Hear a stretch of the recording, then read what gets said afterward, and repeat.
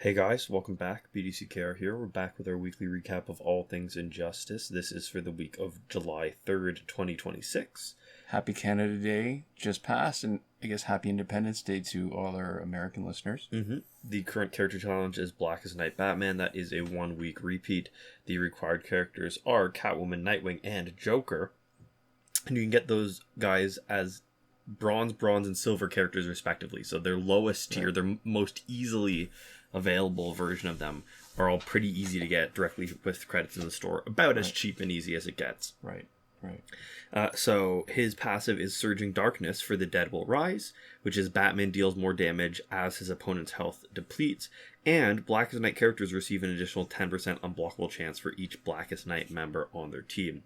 He's got 1,250 attack and 1,000 health as base stats, last available just about a year ago. So he's got medium, slightly higher stats, and the way the actual first part of his passive works is that for every 1% of his enemies currently missing health, Batman does 1% increased damage. And historically, what's interesting, this is one of the very few characters who have actually received a buff. Not only were his stats buffed, he used to be 1,800, now he's 1,250 and 1,000, but his passive abilities were buffed. He used to have, I don't remember the exact wording, but he had boosted damage overnight. And that was it. That's all he had. No teammate passive. At that time, it probably didn't matter because there were no Blackest Night teammates. And you say you don't remember, but you actually have it written down here, which is between midnight and 6 a.m. It was a 20% damage boost. Well, that's what we figured out. But the way it was worded didn't actually... It's like one of those passes that don't tell you what it is. It just says you're boosted overnight. So it's weird, right? Because you have to be at a certain time, and it was only 20% damage boost, which... I mean, before Gears, that was decent. But after Gears, it's not much. It's pretty ridiculously low. Yeah. So with the new teammate passive, you can have up to a 30% unblockable chance of all attacks with the full Blackest Night team.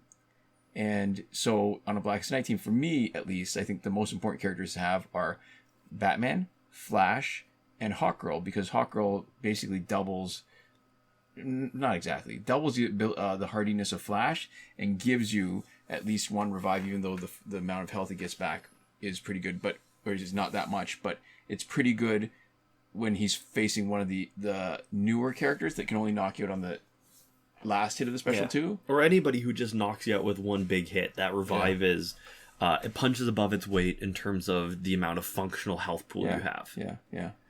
So one thing I've discovered about him now that we've been on this journey of using all the current challenge characters is how good his special 2 is. It has 3 hits, each of which has the ability to knock out the opponent, so he's not limited like a lot of the newer characters. And given his passive of doing more damage as the opponent's health depletes, it's hard to tell just how much each hit is supposed to do, but it feels like each part does maybe about a third of the damage. And you'll see the numbers bump up with each hit because of his passive. And we're doing, just under 100,000 on this current promotion of our Blackest Night Batman with each hit. And the tap minigame is easy. The 200% pretty much every time. So you're getting full value for a special 2. And so what's interesting that I only just noticed now is that out of the 3 hits, the first and the second hits, they have enough separation. So if the first hit knocks out the opponent, the second hit will hit the incoming opponent. But the second and third hits don't have enough separation. So you knock out on the first hit, tagging an opponent gets hit by the second hit. Knock out on the second hit, tagging opponent, the third hit will miss. So the only sort of usefulness, because it does no damage, is it will still protect against tagging effects. Like, for example, with Rebirth Raven. So in the current team, Batman has Tantu Totem, Master's Death card, and we've demonstrated a bunch with other gears like Quake Engine, because he's good for any specialist, or it's good for any specialist, even if they don't do damage over time. We've talked about that a bunch before. Why? But we've also used Enchantress Companion gear, but because he isn't limited to use only last hit of his special 2, knocking out opponents, he doesn't need the protection as much. So this time we're using Claw of Horus. We're taking advantage of the fact that his special 1 can get the gear shattering effect. This is late, eh? I'm tired. End of the week. Get the gear shattering effect twice every time he does a special 1, which is pretty good. So the biggest problem I find with Batman is that his special 2 is not ranged. The first 2 hits aren't, meaning Master's Death Card can shove the opponent away faster. You can do a special 2 even if you have 2 bars of power, so that you will whiff on the first 2 hits and you don't get the value of the third hit. So you basically you've got to plan a little bit. You've got to walk a little bit closer, and that puts you in a little bit of danger if they've got bars of power to use. And what you're watching is a full Blackest Night team. It's nice change that the team is good enough that I don't have to rely on the regular Hawkgirl, Hawkgirl Prime, and Rebirth Raven. Yeah. Yeah. So there you go. We are expecting next week to be Antimatter Sinestro. Yeah, based on the cycle. Yeah. Based off the cycle. This week's multiplayer award is Ares. His passive is To the Death, which is when Ares performs the Godsmack special, which is a special 2. It shocks the opponent, causing them to lose the ability to block for a limited time. He's got 1,200 attack, 900 health as his base stats. Last available just about 6 months ago. Little over. Next week, we expect to see Master's Death Card. Yeah. Okay. It's actually, the way it's stretching out, it's getting close to 8 months now. That's true, actually. Yeah, seven and getting closer to 7 8. and a bit. Yeah. So you got good stats. I mean, he was an old multiplayer award, right? Yeah. So for what he is, he seems like he's got low stats. For the time, he actually had really high stats. I like that he's got most of his base stats in his attack. Yeah, and a passive that really leans towards his attack. Yeah, because he was one of the first 2 multiplayer characters. So his passive is interesting. So when Ares performs, or so To the Death, when Ares performs the Godsmack special. Okay, so the Godsmack itself is also unblockable. Which I think is actually probably a bigger deal than making opponents lose their ability to block. Yeah. But if the opponent blocks when he does it, it has a lower chance of being crit, and you can also trigger the blocking effect if they have one on the gear. So for example, if you're facing Static and he's got Charged Disc and he blocks, there's a good chance he's going to reflect a bunch of damage onto you. So just be careful about that. But it's the fact that it is unblockable is pretty great, actually, because it's not reduced in damage for it. Yeah. And depending on how you gear them, but oftentimes you're really going for that special 2 to do a huge amount of damage. Yeah. And in most cases, knock somebody out anyways. So if we treat that like a second, like two parts of his passive, like one undeclared, the one that's actually declared makes him a perfect teammate for Batgirl. As you can see in the numerous videos we've done with Ares, you can see it in the playlist. She gives him a second bar of power so that he doesn't need to use 2 gears to start off with 2. And if his special 2 does not knock someone out, she can tag in for an unblockable Cloak of Destiny, League of Assassins Knives special 1 that does a ton of damage and a ton of splash damage. Back in the day, he used to be amazing. He was great for super fast multiplayer fights, but the main problem now is that there's just too many characters with revives. Yeah, he didn't get any worse, but the game changed around him. Yeah. So we've talked a bunch about all the different people that can revive, like all the Blackest Night Flash teammates.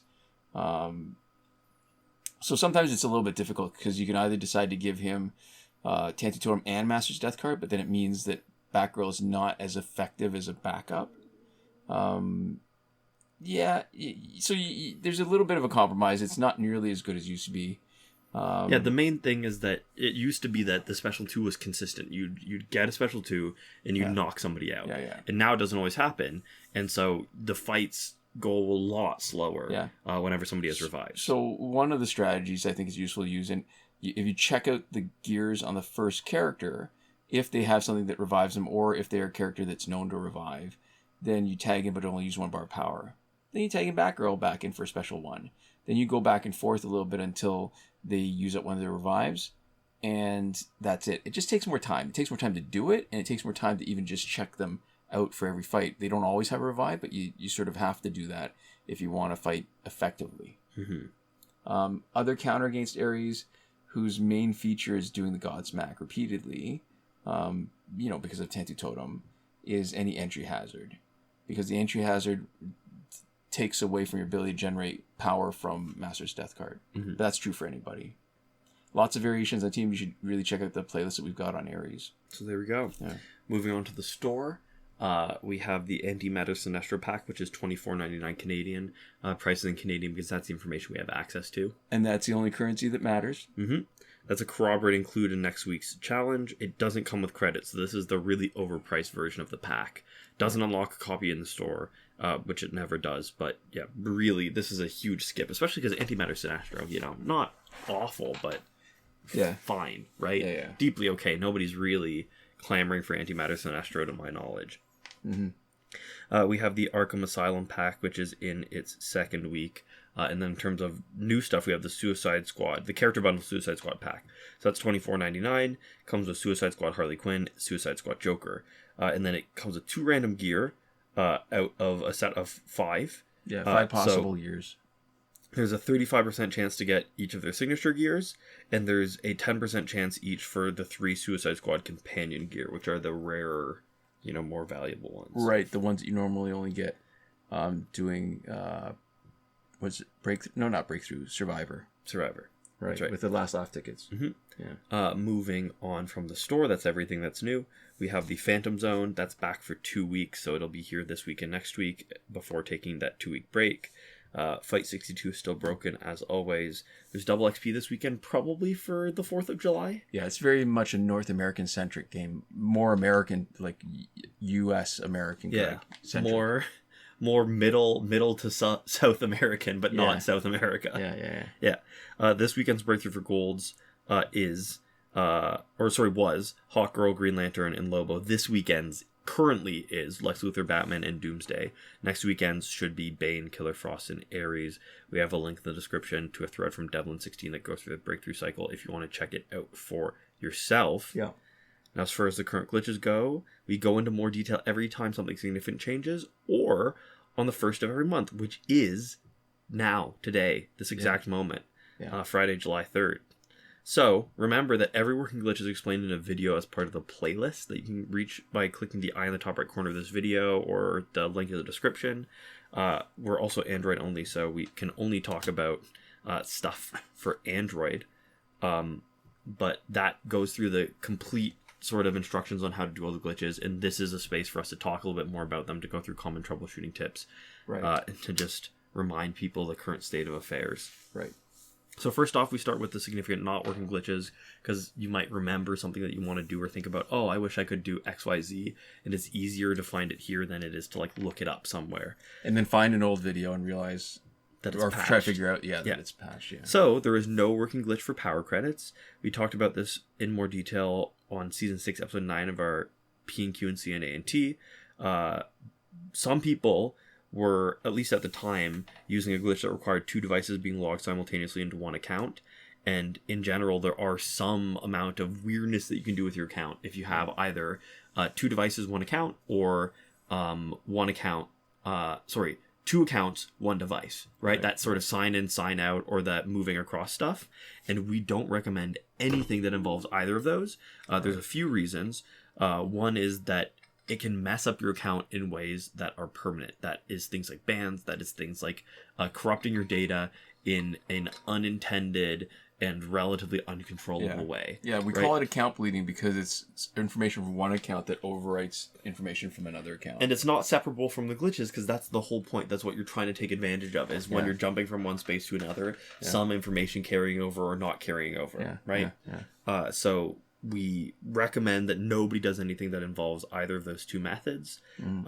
In terms of other stuff that you might want to do but can't, the glitch for getting repeated past multiplayer season rewards is not working. The glitch for getting early multiplayer season rewards is not working in any way that you can take advantage of. You sometimes get bad rewards, usually when you're playing, when you flip over to a new season, and it gives you the rewards right away for a couple fights. Yeah, before you've ranked in the top 5% to get the premium reward for that week. Yeah, which means you get stuff that sucks, and there's nothing you can do about it. There is no glitch to get through the Phantom Zone quickly, but you can get through it really quick if you're using the right strategies and you got the right kit. And we've got some speed runs. That's true. Playlist. Yeah, you can look that up. Yep, the glitch that used to let you get the free energy without watching the video ads is not working. That's separate from time shifting for free energy, which does work, and we'll talk about a little more later.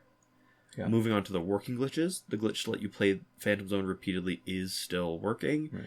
as well as the challenge reset that requires a Google Play Cloud Save is still working. And we say the one that requires Google Play Cloud Save because there's been different methods over the years. And this is one that's currently functional. We've confirmed that on the Blackest Night Batman challenge. And we mentioned these together because resetting progress on one does it on both. Right. The two common problems that you have are either the cloud icon for Google Play doesn't appear, which means that you're disconnecting from the internet too early, and I mean doesn't appear when you've reset everything back to normal, when you've turned the internet back on, when you're trying to make sure if it works. And the second problem is that progress remains, and the cloud does appear. So the cloud appears, but you haven't reset anything, right? And that means that you're disconnecting from the internet too late. I think it varies based off of device and based off of your internet speed and other stuff. Yeah. So it's impossible to tell you the exact timing, but that is your sort of window, and it will give you information on how you're doing it, which is great that there's sort of a A/B test feedback thing where based off of the issue you're running into, it tells you what you need to do different next time. Right. We also have a comment in the description from Tanmay Kakde that gives information on moving data around in your file system instead of re-downloading more than a gig when you clear app data. So it saves time, it saves bandwidth depending on what your internet situation is. It is more convenient, right? It requires you to have space on your phone instead of bandwidth or internet speed. Right. There we go. The breakthrough glitch to let you play it repeatedly is still working. The airplane mode /refund glitch, that's good for packs with random drops in last laugh tickets. That's just re-rolling your rewards for anything that doesn't require an internet connection. So it doesn't work in the Phantom Zone. It doesn't work for anything that you're paying money for, because that requires you to use an online transaction with the server. But anytime you are doing something that you can do offline, you can re-roll rewards for that, which can be nice if you're looking for a smaller subset of a pack's rewards. Time shifting still works in Android for unlimited survivor play and energy recharges. As always, return your clock back to normal before you finish, reconnect to the internet, start playing again.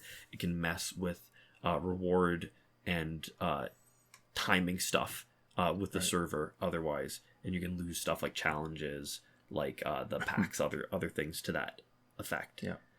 Last but not least, in between the not working and working glitches, we have the promotion glitch. That is the one where you can promote characters that are still locked.